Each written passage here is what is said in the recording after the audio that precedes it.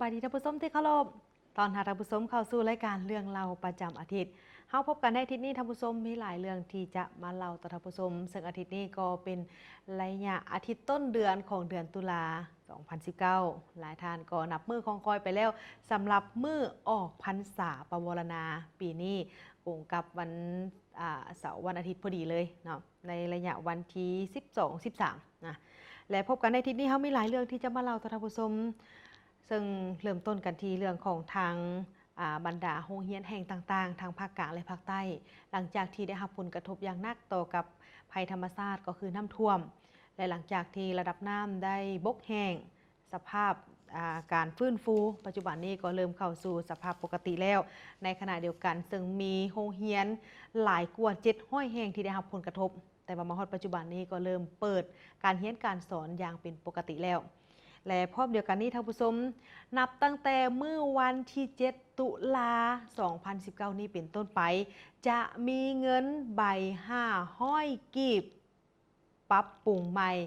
ออกมาเริ่มจราจรตามท้องตลาดแล้วฉะนั้นท่านผู้ชมท่านใดที่เห็นใบ500กีบใหม่ก็บ่ต้องตกใจเพราะว่าต่อไปนี้เริ่มตั้งแต่วันที่7ตุลานี้เป็นต้นไปจะเห็นเงินใบ500กีบออกมาจราจรให้ท่านผู้ชมนั่นได้จับจ่ายกันเนาะและนอกจากนี้ท่านผู้ชมลาวเฮายังบ่สามารถควบคุมได้เกี่ยวกับการระบาดของพยาธิอะฮิวาหมูแอฟริกา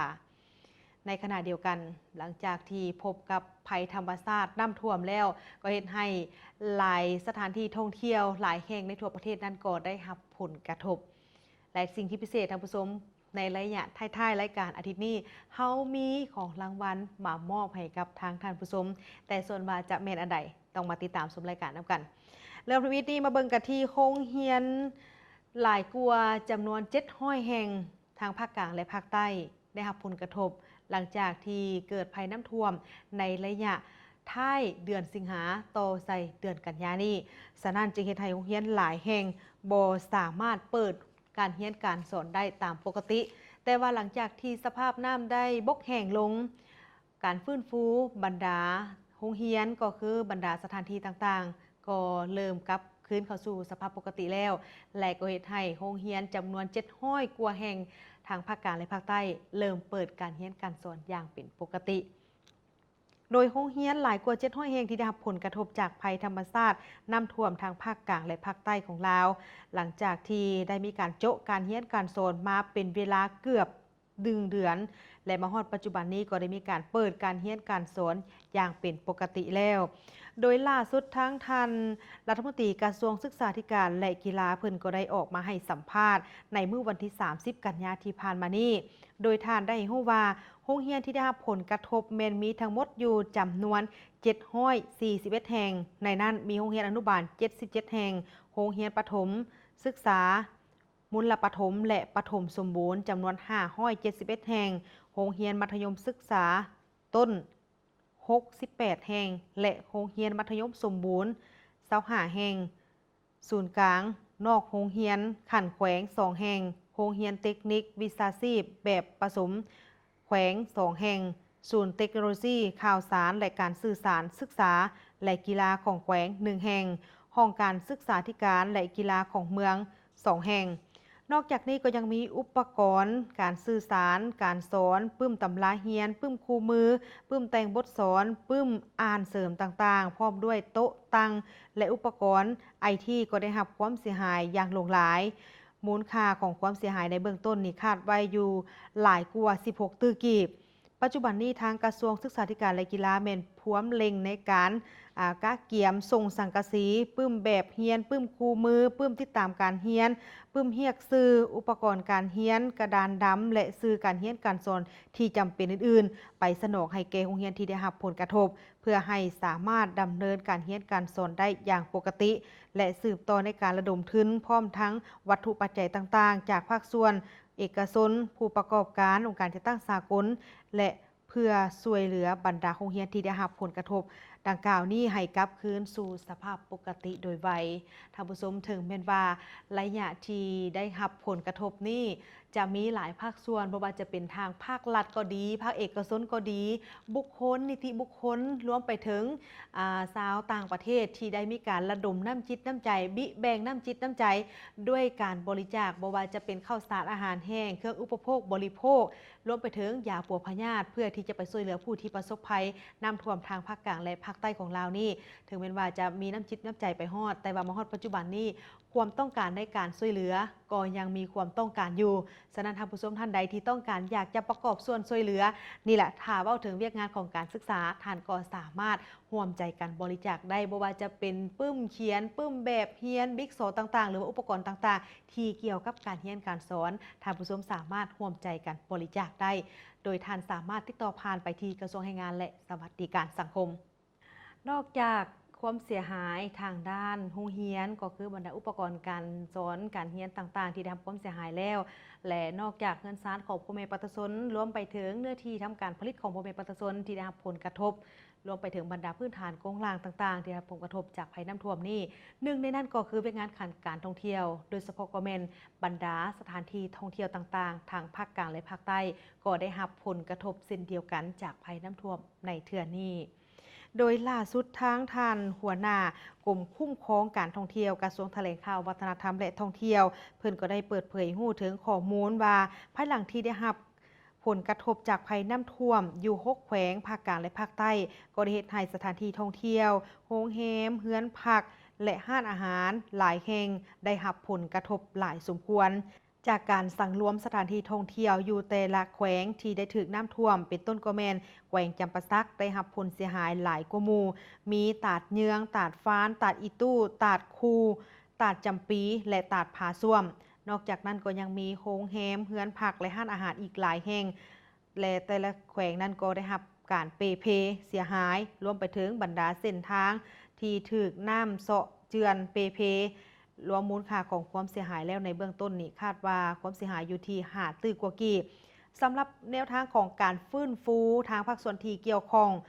ในแต่ละแขวงก็ได้มีการเอาใจใส่ในการสมทบกับหน่วยงานเฉพาะกิจของทางกระทรวงแถลงข่าวและวัฒนธรรมได้มีการลงไปติดตามเพื่อสำรวจตัวจริงพร้อมทั้งหารือในทิศทางของการฟื้นฟูแก้ไขการท่องเที่ยวดังกล่าวนี้ให้คืนสู่สภาพปกติโดยไวอันนี้ก็คือความเสียหายของเวียกงานของการท่องเที่ยวแน่นอนท่านผู้ชมหลังจากที่ออกพรรษาไปแล้วก็จะก้าวเข้าสู่ฤดูของการท่องเที่ยวแล้วแต่เหตุใดในเมื่อว่าสถานที่ท่องเที่ยวต่างๆนี่เฮาก็ได้รับผลกระทบอย่างนักจากภัยน้ำท่วมในระยะที่ผ่านมาฉะนั้นหลายภาคส่วนต้องได้มาช่วยกันและร่วมแรงร่วมใจกันเฮ็ดให้เวียกงานของการท่องเที่ยวนี้สามารถขับเคลื่อนไปได้และสามารถต้อนรับแขกทั้งภายในและต่างประเทศที่จะเข้ามาเยี่ยมยามบรรดาสถานที่ท่องเที่ยวต่างๆของประเทศลาวของพวกเราท่านผู้ชมจากที่ไปนั้นเราจะพักก่อนหลังจากนั้นกลับมาสู่ระยะที่2ของรายการยังมีเรื่องเกี่ยวกับทางธนาคารแห่งสาธารณรัฐประชาธิปไตยประชาชนลาวเกี่ยมที่จะเอาเงินใบ500 กีบปรับปรุงใหม่ออกสู่ขอดของการจราจรในมื้อวันที่7 ตุลานี้เป็นต้นไปจะไปมาติดตามชมรายละเอียด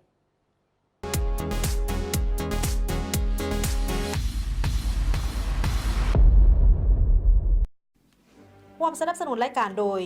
โครงการพัฒนาโครงสร้างพื้นฐานเพื่อส่งเสริมการท่องเที่ยว ADB โครงการสนับสนุนกิจกรรมการท่องเที่ยวลาวโดยทุนรัฐบาลนิวซีแลนด์บ่ว่าจะอยู่ที่ใดให้ JDBX รับใช้ทานบ่ว่าจะโอนสำหรับ Bill Payment ตื้อมูลค่าโทรพร้อมทั้งสแกน QR Code ในการสำหรับสินค้าผ่าน Yes Pay โดยบ่จำเป็นต้องพกเงินสดตลอดเวลาและกดเช็คการเคลื่อนไหวบัญชีเปรียบเสมือนธนาคารอยู่กับเฮาตลอดเวลาท่านสามารถดาวน์โหลด JDBX ได้ผ่านทาง App Store หรือ Play Store ลงทะเบียนนำใช้แอป JDBX ง่ายๆให้ทานตื่มหมายเลขตามซองวางเลขบัญชีเลขบัตร ATM รหัสบัตร ATM หมายเลขโทรศัพท์ที่ขึ้นต้นด้วย20หรือ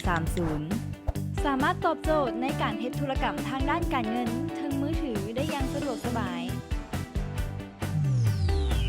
JDBS เพียงแต่คิดชีวิตก็เหนือกว่า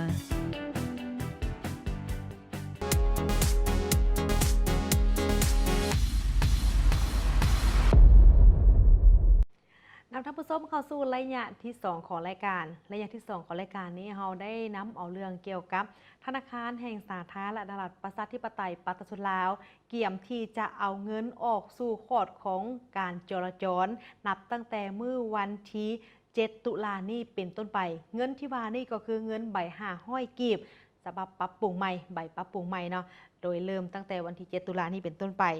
ท่านผู้ชมสาธารณรัฐประชาธิปไตยประชาชนลาวธนาคารแห่งสปปลาวได้มีการออกแจ้งการฉบับเลขที่430ทับทหลลงวันที่24 กันยายน 2019 เกี่ยวกับการนำเอาธนบัตรประเภทใบ500กีบจากรูปที่มีการนำใช้อยู่ในปัจจุบันนี้ก็คือเป็นการนำใช้ฉบับปัจจุบันนี้ใบฉบับปัจจุบันนี้เป็นรุ่นปี 1988 มาเป็นรูปปรับปรุงใหม่ก็คือรุ่นปี 2015 และจะพิมพ์จำหน่ายสู่ขอดจราจรใน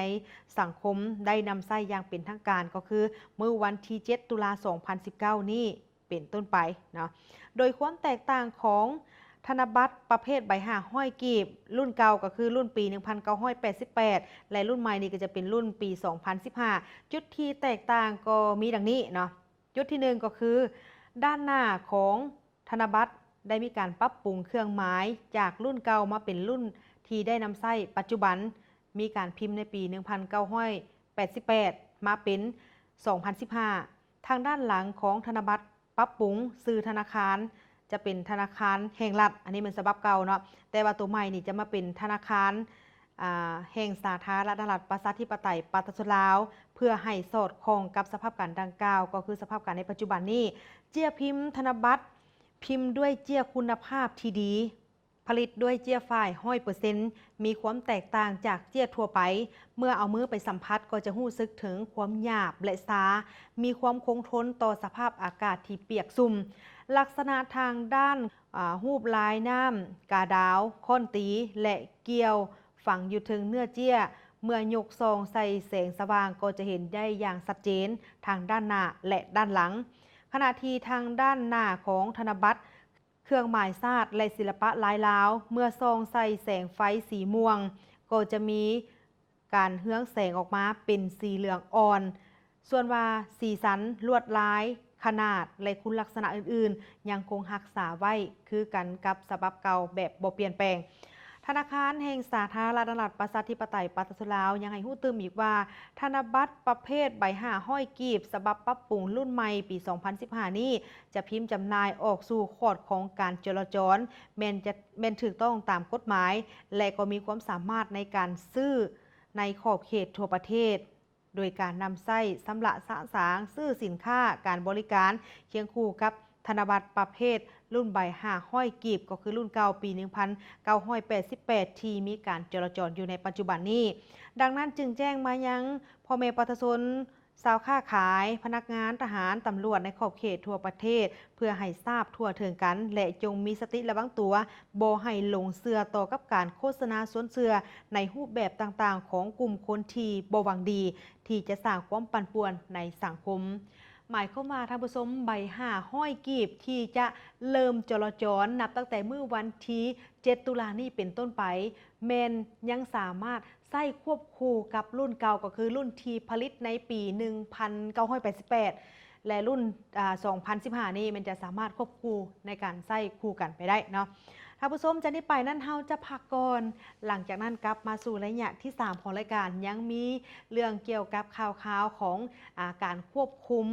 พยาธิอะฮิวาหมูแอฟริกาที่ได้มีการระบาดอยู่ในประเทศลาวโดยล่าสุดทางหน่วยงานที่เกี่ยวข้องเพิ่นก็ได้ออกมาให้ฮู้ถึงข้อมูลดังกล่าวนี้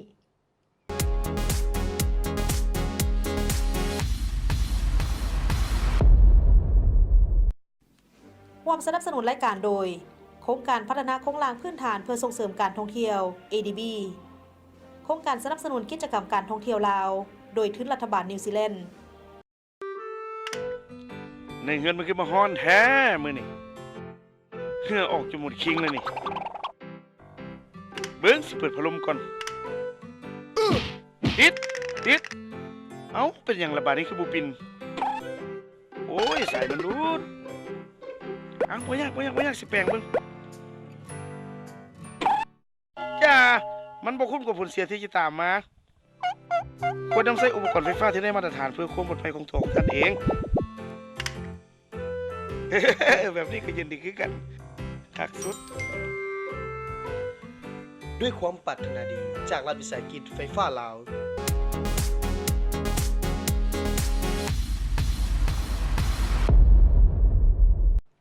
นำท่านผู้ชมเข้าสู่ระยะที่ 3 ของรายการระยะที่ 3 ของรายการนี้ได้หยิบยกเอาประเด็นเกี่ยวกับการระบาดของพยาธิอะฮิวาหมูแอฟริกาในประเทศลาวของพวกเราหลังจากที่ก่อนหน้านี้ก็ได้มีข่าวออกมาว่าได้มีการระบาดของพยาธิดังกล่าวนี้ไปหลายแขวงพอสมควรในประเทศลาวแต่ว่าล่าสุดทางหน่วยงานที่เกี่ยวข้องก็ได้เปิดเผยข้อมูลในฮู้ว่ามาฮอดปัจจุบันนี้ลาวเฮายังบ่ทันสามารถเว้าได้ว่าสามารถควบคุมการระบาดของพยาธิอะฮิวาหมูแอฟริกาได้เทื่อพยาธิอะฮิวาหมูแอฟริกาที่เคยเริ่มพบได้มีการระบาดทำอิฐแมนอยู่ทางแขวงสารวันในเดือนมิถุนาจนว่ามาฮอด16แขวงในทั่วประเทศและฮอดระยะหนึ่งก็ได้มีการหยุดเซาแต่ว่าปัจจุบันนี้ก็กลับมาระบาดอีกข้างหนึ่งอยู่8แขวงทางด้านภาคส่วนที่เกี่ยวข้องก็พวมเล็งใส่ในการซอกหาสาเหตุเพื่อสืบต่อในการเฝ้าระวังและวางมาตรการในการตอบโต้แก้ไขผ่านเพื่อบ่ให้เป็นการแพร่ลุกลามไปหลายกว่านี้โดยหลายรูปการข้อมูลของทางกรมเลี้ยงสัตว์และการประมงกระทรวงเกษตรกรรมและป่าไม้ให้รู้ว่าในมื้อวันที่17ตุลาจนมาถึงมื้อวันที่13กันยายน2019ในทั่วประเทศแม่นได้กวดพบเสื้อพยาธิอะฮิวาหมูแอฟริกาอยู่16แขวงรวมทั้งนครหลวงเวียงจันทน์ซึ่งกวมเอา51เมือง137บ้านมีหมูทั้งหมดแม่น 31,000 กว่าตัวในนั้นหมูที่ตายแม่น 12,000 กว่าตัวและได้ถูกทำลายไป 3,500 กว่าตัวซึ่งกวมเอาหมูใหญ่มี 30% หมูกลาง 15% และหมูน้อย 55% ส่วนหมูอีกจำนวน 15,600 กว่าตัวแม่นอยู่ภายใต้ของการเฝ้าระวังอย่างเคร่งครัดการระบาดของพยาธิดังกล่าวนี้เป็นให้แห้งที่สุดถ้าว่าเทียบใส่กับจำนวนแขวงที่มีการแพร่ลาม 100% เทียบใส่ระดับเมืองเป็นกวมเอา 34% ของจำนวนเมืองในทั่วประเทศแต่ว่าถ้าเทียบใส่ประชากรหมูทั่วประเทศแม่นมีอยู่ 3.8 ล้านตัวแม่นได้รับผลกระทบอยู่ในระดับต่ำกว่าเอา 1% ถ้าประเมินจากหมูที่ตายและถูกทำลายจำนวน 15,600 กว่าตัวคิดเป็นมูลค่าแม่น12ตื้อกีบและมูลค่าของการสิ้นเปลืองอื่นๆแม่นอยู่ประมาณ3ตื้อกีบรวมมูลค่าของการเสียหายในครั้งนี้ประมาณ15ตื้อกีบอย่างใดก็ตามสิ่งที่ให้แฮงที่สุดมาฮอดปัจจุบันนี้ก็คือการระบาดของพยาธิดังกล่าวนี้แม่นยังบ่ทันสามารถควบคุมได้เป็นต้นก็แม่นจากการสั่งรวมนับตั้งแต่วันที่1หาวันที่13กันยายน2019เห็นได้ว่ามีการระบาดเกิดขึ้นใหม่อยู่แขวงบ่อแก้วจำนวน3เมืองของ3บ้านมีหมูทั้งหมดแมน189ตัวในนั่นตายไปแล้ว9ตัวและกำลังอยู่ในการเฝ้าระวังอีกจำนวน180ตัวนอกจากแขวงบ่อแก้วแล้วก็ยังมีอีก8แขวงที่เคยมีการระบาดแล้วกลับมาระบาดขึ้นใหม่อีกครั้งหนึ่งนั่นก็คืออยู่บ้านตาลมีไซเมืองไซธานีนครหลวงเวียงจันทน์บ้านโพ้นสวรรค์ของเมืองแปกแขวงเสียงขวางบ้านบากาน้อยเมืองและแขวงพงศาลีเฉพาะอยู่แขวงอุดมไซเป็นพบอยู่2เมือง5บ้านแขวงหลวงน้ำท้าพบอยู่6บ้านนอกจากนั้นก็ยังมีแขวงหัวพันแขวงไซสมบูรณ์และแขวงบริคำไซได้มีการระบาดคืนอีกเช่นเดียวกันเพื่อให้ไทยกันสามารถควบคุมการระบาดของพยาธิดังกล่าวนี้ให้ได้ไว้เท่าที่จะไว้ได้และเพื่อให้แนวพันธุ์หมูพื้นเมืองที่ประชาชนลาวเฮาได้มีการสะสมมาหลายปีเพื่อให้สามารถควบคุมการระบาดของพยาธิดังกล่าวนี้ได้ไว้เท่าที่จะไว้ได้และบ่เฮ็ดให้แนวพันธุ์หมูพื้นเมืองที่ประชาชนได้มีการสะสมมาหลายปีนั้นสูญเสียประชาชนบ่ขาดแคลนสิ้นหมูกรมเลี้ยงสัตว์และการประมงกระทรวงเกษตรกรรมและป่าไม้จึงได้มีการออกมาตรการในการตอบโต้และเฝ้าระวังพยาธิดังกล่าวที่พวมระบาดอยู่ในปัจจุบันนี้เป็นต้นก็แม่นออกแห้งในการโฆษณาเผยแพร่เกี่ยวกับการป้องกันการสกัดกั้นและการควบคุมพยาธิอะฮิวาหมูแอฟริกาทั้งก่อนและหลังเกิดมีการระบาดพร้อมนั้นก็ช่วยเหลืออุปกรณ์สัตวแพทย์และยาฆ่าเชื้อให้แก่แขวงที่ได้รับผลกระทบเฝ้าระวังเก็บตัวอย่างเพื่อติดตามความร้ายแรงของพยาธินอกจากนั้นก็ยังมีการระดมการช่วยเหลือจากโครงการของบรรดาองค์การจัดตั้งสากลไปเคียงคู่กับการฆ่าทำร้ายหมูที่เจ็บและตายรวมไปถึงการเคลื่อนย้ายหมูอีกด้วย แต่งตั้งให้มีคณะรับผิดชอบในการค้นคว้านโยบายเพื่อช่วยเหลือผู้ที่ได้รับผลกระทบ และสร้างแผนฉุกเฉินเพื่อควบคุมการระบาดของพยาธิดังกล่าวนี้ฮู้แล้วว่าหลังจากที่พยาธิดังกล่าวนี้ได้มีการระบาดมาตั้งแต่เดือนมิถุนาเป็นต้นมาเห็นว่าระยะหนึ่งก็เริ่มห่างๆไปแต่ว่ามาฮอดปัจจุบันนี้เริ่มมีการระบาดขึ้นแล้วฉะนั้นภาคส่วนที่เกี่ยวข้องโดยเฉพาะกรมเลี้ยงสัตว์และการประมงกระทรวงเกษตรกรรมและป่าไม้ก็ได้มีการเล็งมืออย่างเต็มที่สิ่งที่สำคัญก็คือเบื้องต้นเลยเล็งมือในการโฆษณาในการเผยแพร่ความรู้ต่างๆให้กับบรรดาพ่อแม่ประชาชนโดยเฉพาะก็เป็นผู้ที่เลี้ยงหมูเพื่อให้รับรู้และเกี่ยมรับมือกับพยาธิดังกล่าวนี้เป็นการต้านและสกัดกั้นบ่ให้พยาธิดังกล่าวนี้สามารถแพร่ลามไปยังแขวงที่ใกล้เคียงได้อีกถ้าผู้ชมจากนี้ไปนั้นเขาจะพากรหลังจากนั้นกับเข้าสู่ระยะสุดท้ายของรายการยังมีของรางวัลมามอบให้กับทางท่านผู้ชมท่านใดที่จะร่วมตอบคำถามอย่างรายการของพวกเขาจะหน่อยกลับมาติดตามชมรายละเอียด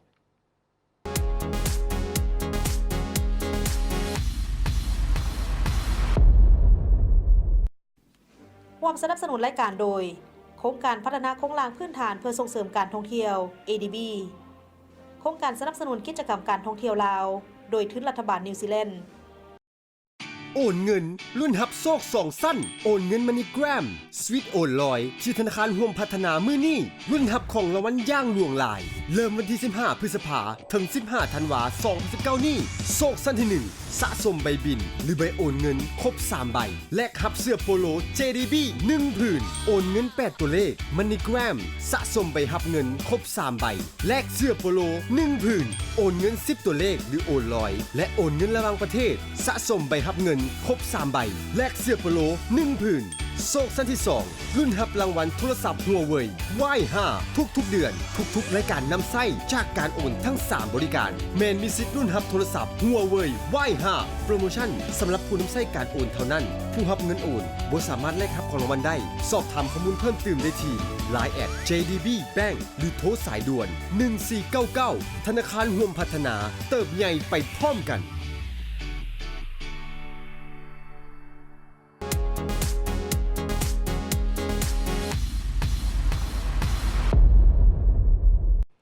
น้ำท่านผู้ชมเข้าสู่ระยะสุดท้ายของรายการระยะสุดท้ายของรายการนี้ท่านผู้ชมตามสัญญาเฮามีของขวัญที่จะมามอบให้กับทางท่านผู้ชมทางบ้านโดยเฉพาะก็เป็นแฟนๆรายการที่ติดตามชมรายการของพวกเรามาโดยตลอดเนาะเป็นจอกสำหรับดื่มน้ำร้อนได้ดื่มน้ำเย็นได้เนาะใส่น้ำร้อนได้ใส่น้ำร้อนน้ำเย็นได้เนาะในการเก็บความร้อนและเก็บความเย็นได้แบบสบายเลยจะให้ท่านผู้ชมได้เบิ่งน้อยนึงเนาะทางด้านในของเจาะจะเป็นแบบนี้นะจะเป็นแบบนี้จะมีฝาปิดพร้อมเนาะท่านผู้ชมท่านใดที่เบิ่งแล้วสนใจอยากได้อยากมีไว้ครอบครองเพราะว่ามีโลโก้ของการท่องเที่ยวลาวน้ำอีกฉะนั้นท่านผู้ชมท่านใดที่มีจอกนี้เนาะหรือว่าเห็นท่านผู้ชมท่านใดที่มีจอกนี้ไส้บอกเลยว่าบ่ธรรมดาเพราะว่าจะบ่มีขายอยู่ทั่วไปสำหรับจอกนี้เนาะมีโลโก้ของปีท่องเที่ยวลาวมีโลโก้ของการท่องเที่ยวลาวโดยผลิตภัณฑ์ดังกล่าวนี้แมนเฮาได้รับการสนับสนุนจากทางโครงการพัฒนาโครงสร้างพื้นฐานเพื่อส่งเสริมการท่องเที่ยวและโครงการสนับสนุนกิจกรรมการท่องเที่ยวลาวโดยรัฐบาลนิวซีแลนด์อันนี้มันเป็นจอกที่จะมามอบให้กับทางท่านผู้ชมจอกสีเขียวนี้แมนเฮาจะมอบให้กับทางท่านผู้ชมแมนเฉพาะวันเสาร์เนาะเพราะว่ารายการของพวกเขาออกอากาศนี่อาทิตย์1 2 มื้อจะมีวันเสาร์และมีวันอาทิตย์อันนี้ไม่น่าเขามอบให้ก่อนเนาะเฉพาะวันเสาร์ก่อนออกอากาศเวลา 9 โมงเช้าเนาะท่านใดที่เบิ่งรายการของพวกเขาอยู่ในขณะนี้แล้วต้องการอยากจะประกอบส่วนในการตอบคำถามเพื่อสิ่งรางวัลนี้เนาะฟังดีๆคำถามรายการของพวกเขาได้เริ่มออกอากาศมาปีนี้ก็ถือว่าครบรอบหลายปีพอสมควรฉะนั้นคำถามง่ายๆเลยเนาะคำถามมีอยู่ว่าท่านผู้ชมฮู้บ่ว่าปีนี้ครบรอบการ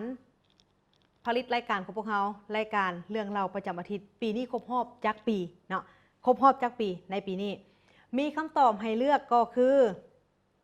คำตอบที่1 7 ปีคำตอบที่2 8 ปีคำตอบที่3 9 ปีเพราะว่าเดือนนี้เดือนตุลาเป็นเดือนเพราะว่าครบรอบวันเกิดของรายการเรื่องเล่าประจำอาทิตย์เฮามอบให้2รางวัลเลยเนาะ2รางวัล2มื้อวันเสาร์และวันอาทิตย์ ตัวนี้ก็มีเช่นเดียวกันเนาะสิ่งที่พิเศษสำหรับจอกหน่วยที่2นี่ก็คือจะมีหลอดดูดมีท่อดูดพร้อมนี่เนาะอันนี้ก็สามารถใส่ห้อนใส่เย็นได้เช่นเดียวกันและจะมีโลโก้ของการท่องเที่ยวลาวน้ำอีกเนาะโลโก้ของปีท่องเที่ยวลาวน้ำอีก2หน่วยนี้เราจะมามอบให้กับทางท่านผู้ชมเนาะท่านใดที่ตอบไวตอบถูกเนาะก็จะได้รับจอกทั้ง2หน่วยนี้ไปเลยเนาะโดยนับตั้งแต่อาทิตย์นี้เป็นต้นไปตลอดเดือนนี้ตลอดเดือนตุลาเราจะมีการมอบของขวัญแบบนี้ให้กับทางท่านผู้ชมนี่อาทิตย์ละ2หน่วยสำหรับจอกนี่ท่านใดบ่ทันมีหรือว่าอยากมีต้องฟังให้ดีเนาะเพราะว่าจอกนี่แมนบ่มีขายตามท้องตลาดแต่สิ่งที่สำคัญก็คือการใส่จอกดังกล่าวนี่แมนยังเป็นการช่วยกันรักษาสิ่งแวดล้อมน้ำอีกเพราะว่ายังเป็นการลดพรการนำใส่พลาสติกเป็นการลดพรขี้เหงื่อน้ำอีกในตู้เนาะคำถามทวนอีกบันหนึ่งท่านผู้ชมทานหู้หรือบอว่ารายการเรื่องเล่าประจำอาทิตย์ปีนี้มีอายุครบรอบจักปีคำตอบมีให้เลือกก็คือ3ข้อข้อที่1ครบรอบ7ปีข้อที่2ครบรอบ8ปีและข้อที่3ครบรอบ9ปีหลังจากจบรายการแล้วท่านใดที่ฮู้คำตอบเนาะท่านสามารถ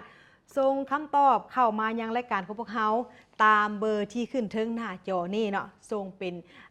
มาทาง WhatsApp ก็ได้หรือว่าจะมาทางข้อความก็ดีเนาะทางรายการของพวกเขาก็จะเอาท่านใดที่ตอบถูกตอบไวได้ก่อนได้ไปก่อนเนาะสำหรับจอก2หน่วยนี้แต่